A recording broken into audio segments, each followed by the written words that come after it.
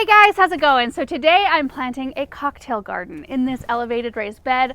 I'm super excited about this project because I've never actually done a dedicated cocktail garden, and it's something that I really am interested in and I love to do. My mom, sister, and I, especially, like, it's a festive thing. We love to make anything herbal and anything cocktails so we can make one and then go tour the garden. It's just such a fun thing to do with family or friends. We had planned on planting this up on one of our family members' balconies. They live in downtown Boise, Idaho. They've got a beautiful balcony, beautiful view, and we thought it would be a really fun opportunity to talk about balcony gardening and smaller space gardening, which we don't have the opportunity to do as much here. And with the state of how everything's going, we couldn't get it over there. They will end up with this garden, but I wanted to get it planted now because it's warm enough and such. So anyway, we'll have to imagine for now that we're on a balcony and we're going to plant in this 2x4 garden. So let's go over the plants I've got because there are some beautiful ones here, and I'm kind of tailoring this both to some cocktails I know we like to drink, and I'm going to give you recipes to all of these things, and then I've got several recipes, new ones that I want to try. So starting with the top plants right here, this is a tomato I started from seed. This is a good-hearted tomato. You can see it's already setting its fruit. The reason I chose this one is that it only grows 12 to 18 inches tall and wide, sets a ton of fruit. It's a semi-determinate tomato, so it will produce a ton of tomatoes through the season like an indeterminate type, but it will stay very small. So it's perfect for a small space gardening. Then we've got a pepper called Fire Away Hot and Heavy. Look at these. I think that will bring some interest right there. They're beautiful, and this is for a spicy mojito, which I want to try. I think it sounds really interesting. And then we've got 3 strawberry plants. These are the Buried Treasure Red. So they've got the red blooms. They produce nice big berries, and these will be nice to muddle in drinks or to use as garnish, some things like that. And we could even use the flowers as well. I've got 1 Sweet Romance lavender. Now, I am not traditionally a huge fan of the lavender flavor. That's too strong. I have to go very light. But either way, I like the flowers. I like just a slight aroma, so using the flowers as a garnish is really nice. I think it'll add some pretty to our bed too, which that's important to me as well. We've got an Amazel basil. You only need 1 of these because, oh my word, they smell amazing, they get huge, and the good thing about this one, which I've grown it for a few years now, when it starts to set flower, it doesn't change the flavor or the productivity of the plant. So while you would want to keep pruning on this and keep making your basil gimlets with this one so that it stays a little bit more manageable in size, it's not affected like the older varieties of basil are once they start to flower. So it's not as much maintenance that way, which I like. We've got a barbecue rosemary right here, which this is we float a sprig of this in one of it's a cocktail called Fireside. It's amazing. We've got a tricolor sage. Look how pretty that is. This is for a new one I want to try where you candy the leaves and then float the leaves in the drink. This is a Wedgewood, English Wedgewood thyme. And you know that I'm going to be using these things for a ton of other things other than just cocktails. It'll be nice to have, like while I have it here anyway, it will be close to our kitchen door, which is a benefit of growing things in a bed like this is that you can put it on a deck or a patio right by your kitchen. So easy access. If you're entertaining, you've got friends over, you can take them out and be like, look at my garden. Would you like to harvest some herbs for your cocktail? So anyway, this one is also one that goes along with lemon and blueberries, and we float a thyme sprig in the drink. And then on the bottom level here, we've got some purple basil, and I chose this just because I wanted a little variance of color, and I do tend to use a lot of basil in cocktails. Basil and mint are probably the biggest ones. We've got lemongrass. This is for a new cocktail we're gonna try called the Soho cocktail.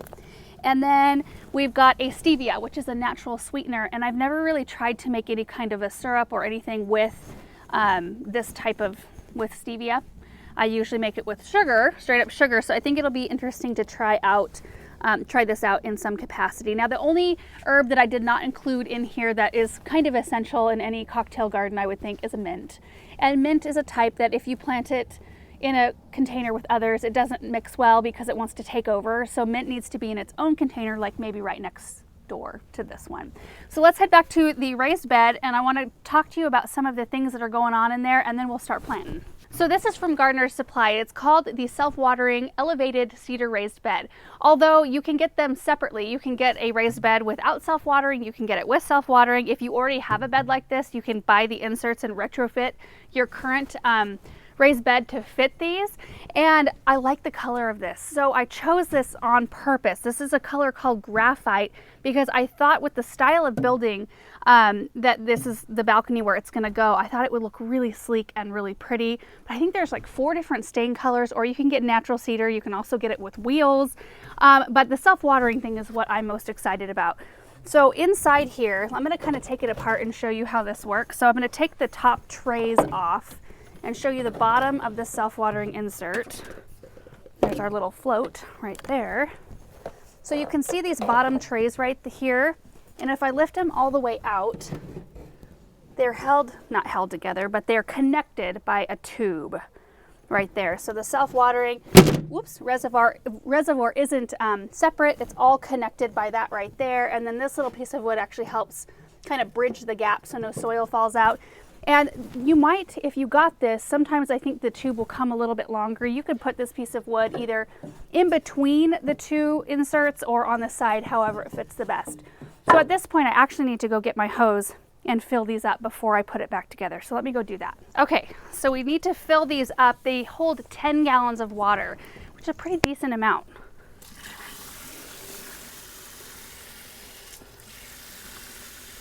Look at that, connected. You can fill up this reservoir after you've planted it, but it's really nice to just kind of see how it works, see how long it takes to fill it, and I'll show you the float system and how to fill it up after it's already planted here in a second. Okay, I think that's good because I know that there's going to be a little bit of water displacement when I put these on. And these are the tops of the reservoirs right here. So I'm just going to place that right down over the top. Yes, see how the water fills in there? Nice. This is our water tube and our float right here, little cork. And so when the water is full, this thing sticks way up. When it goes down, it'll float down to the bottom. So there's that, and then there's this side. And see how this is positioned with the little piece of wood right here, just to bridge this little gap on the side so that soil doesn't come barreling through. So that's it for the self-watering reservoir. So just imagine this, well, you won't have to imagine for very long. Imagine it full of soil, and then this will come up out of the soil right there so you can access this. I mean, you won't really be able to see it because once the plants grow up, it'll kind of shroud it, but it makes it easy, and you can stick your hose right down in there or watering can or whatever you're using. So now I'm going to fill it with soil. I brought up some potting soil as well. You know what? I could use raised bed mix. Should I use raised bed mix? I'm going to go grab some raised bed mix, and then we'll use that with some of the compost and biotone. We're going to give these plants a good start. So I decided to do just straight raised bed mix with the biotone starter fertilizer mixed in with it. Honestly, because I want to get more experience with the raised bed mix. I have filled up a lot of planters like this though with straight potting mix, and it works totally fine. I'm just eager to get more experience with this. So I'm going to fill up the bed with the raised bed mix. We're going to add in a little bit of biotone, and then we will start planting.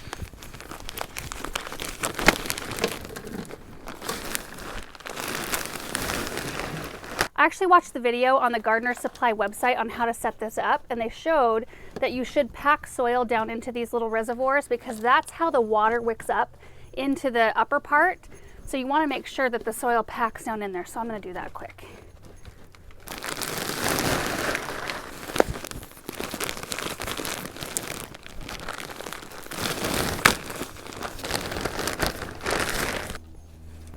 All right, that soil level looks really good, and it took 1.5 cubic bags to fill this reservoir. I thought it was going to take 6. So now I'm going to add in a little bit of the starter fertilizer, and I'm just going to eyeball it here. Spread some around the top.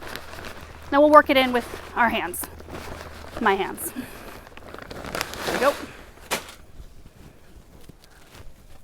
So now I'm going to grab all my plants, and I'm just going to work on laying them out. It's possible that I might not use all of them.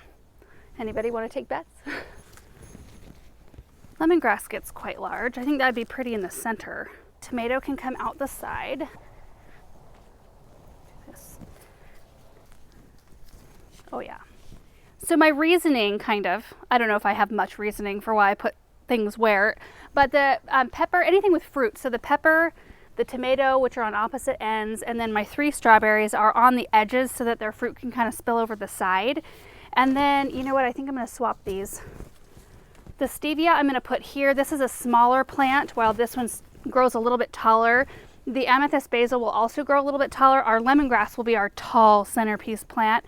And then our basil will fill in right here. Our lavender can kind of spill out the side here. Same with our tricolor sage and our thyme. I think this is going to be a gorgeous planter.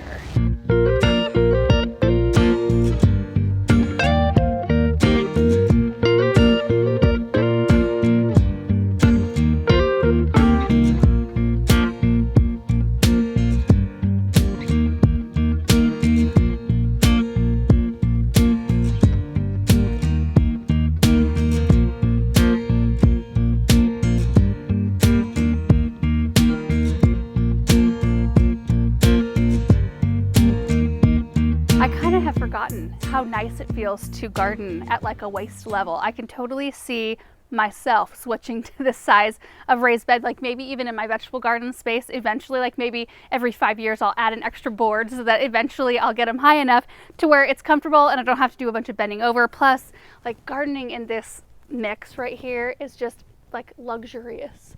If soil can be luxurious, this is. And I think they're all going to do really well. I mean, I packed a lot in here, but I do think that it's going to, like, they'll grow and fill in. Some might be a little bit large for the space they're in, but I think for one season, it's just going to be perfect. And, you know, basil right here is not a perennial for us anyway. Neither is a rosemary. This one will have to be taken out. And then, you know, our tomato and pepper. The only perennials that I have in here for me anyway are the lavender, sage, thyme, and I think that that's it, and strawberries. Everything else is either annual or you have to dig it and store it. Like the lemongrass won't survive here. Rosemary won't unless we put it in our greenhouse or bring it inside. And some things just don't do well inside. I've tried lemongrass inside and it hasn't done well for me. Haven't tried it extensively though, so you guys may have some tips for me on that. I do need to water it in. I left a generous lip here so that we didn't have any soil overflow. In fact, I might come in with some straw and top dress with that because it helps with our tomato. It'll help with our strawberries, just keeping the soil off of the plant. And I actually think it looks kind of, I don't know, I like the look of it. It just looks so appropriate to be in this sort of space. But it is an extremely important thing to water in from overhead, even though our self-watering reservoirs are full. And this is with all self-watering containers because one, you need to settle the root balls in. Make sure there's no air pockets. You also want to make sure that you water almost a little bit more than you would normally with your regular containers when you initially water them in, because you want to make sure the soil is completely saturated so that the wicking system will work properly. Because when you have peat in a soil mix, which most soils have that in them, if the peat dries out, it can actually repel water. So you want to make sure that it's well watered in. So I'm going to do that really quick. And I just like to keep the water off the foliage, and I try to go around each plant. And we may have to add a little bit of mix in. I might have to bury a couple plants a little bit deeper. But this is a good time to do it. Oh, I also saved all my tags. That's always handy information to have. So after you've watered it in from overhead, you do want to water it from overhead for the first maybe week or two until the plants have had a chance to root in and create a little bit of a root system so that they can reach the water that's coming up. So that's just kind of standard rules for any self-watering container. And then after you're done with all your overhead watering, this is how you fill the reservoir. So you could either, let me take the diffuser off. I don't know if that's what it's called. Breaker, water breaker. You can stick your hose right down in there. Make sure it's not touching the little float right there so that the float can move freely. But that's how you water it. Now ours is almost full and it will start to leak. I can see it's starting to come out. They aren't like watertight, which is a good thing. You want there to be a little bit of an overflow so water can't back up into your soil reservoir. That's really important. You don't want your plants to be floating. But we are going to be positioning this in a very sunny position because that's what all of these herbs want. And then I will be side dressing with, I'm not going to be doing like a weekly fertilizing water soluble like I do with my annual flowers. Rather, I worked biotone in the soil today, so I'll probably wait a few weeks before I come in, maybe like 30, 40 days before I come in with the garden tone. And I'll just sprinkle some garden tone around the plants in there and water it in again from overhead. So I make sure to push that fertilizer down to the root system of the plants. And I don't even know how long I'm going to have this garden. Like I said, was meant for relatives, and they may come and pick it up depending on how things go. But I may end up having it here and tending to it throughout the year, and that'll be really fun too. And you'll be able to see it in garden tours as well. But now I kind of want to sit down real quick and run through the different cocktails that we're going to use these herbs for, because they're things I'm really excited about. Okay, so I've got my paper here because I wanted to be able to share some of the main ingredients that some of these cocktails, both the ones that I know and love and the new ones, feature. So first off, there's the basil gimlet, which is for me a gin base. My mom likes it with vodka, and we use basil for that and fresh lime juice. There's the one called the Fireside, which is so good. It's a vodka based drink, but it also has freshly squeezed grapefruit juice, and you float a rosemary spear in it, and so you get that aroma of rosemary while you're drinking this really bright citrusy flavored drink, but it's sweetened with maple syrup, and there's a little pinch of salt in it, and it sounds super weird, but it's so delicious. So that link will be down. Well, links for all of these will be down below. Of course, there's the mojito, which you've got rum and mint, and then new ones. So blackberry sage gin smash, which is a gin-based drink that you have blackberries and candied sage leaves, which I mentioned before. So I think that's going to be both beautiful and tasty. There's the Garden Patch Smash, which is raspberry lavender syrup. So I think that's going to be a really interesting one. And that's the only one on my list that I'm like, I may have to adjust the amount of lavender because I just don't like it very strong. Like I don't like a strong floral taste, but the raspberry and blueberries and lime and stuff in there sound really good. There's the Tamahito, which is a Bloody Mary kind of drink, and that's what our tomatoes are going to be used for, and it's a vodka-based drink. It also has basil and oregano, which I didn't have. I couldn't find an oregano plant, but I already have an oregano in another pot, so I'm good there. And then there's the spicy mojito, which is what our pepper is going to be used for. Also mint and rum and lime sparkling water. Couple more. The Soho cocktail is our lemongrass mint ginger gin ginger ale lime juice cocktail. And then Country Thyme, which is our thyme sprig, and there's blueberries muddled with lemon juice and a little bit of vodka. So I think we are going to be set for the year. And of course, you can make whatever kind of garden you want. You can tailor it toward your own tastes. Like I used all things that I like to use. Like we've done a spaghetti planter before. You could do a salad garden. You could do all flowers if you wanted to do that. But the whole point is that these make it very accessible to put it up on a patio or a balcony in the case that we were going to use it. And I don't know how easy these are going to be. I think these are currently back ordered. I mean, this year with COVID-19 and everything going on, nobody was prepared, obviously, for something like this. So they are working really hard to get things and keep things in stock, because the interest in gardening, particularly raised bed gardening, has like exponentially grown. And so it is a little bit harder to get a hold of stuff like this. But I did look, because this comes as a kit, it comes with everything included, but you can get these raised beds with the inserts. I think you can order those two things separately and still get them. And there's other sizes like 2x8 if you've got a longer space to fill or whatever. So we will link a bunch of stuff down below so you can check it out and learn a little bit more about it. It's just a fun thing, and I'm really excited for this. And if this doesn't end up staying at our house for very long, I'll probably have to repeat something very similar for us here in our garden. So anyway, thank you guys so much for watching this video. Again, we will link all of these delicious recipes down below, as well as everything we used. I'll put a plant list down below as well. We will see you in the next video.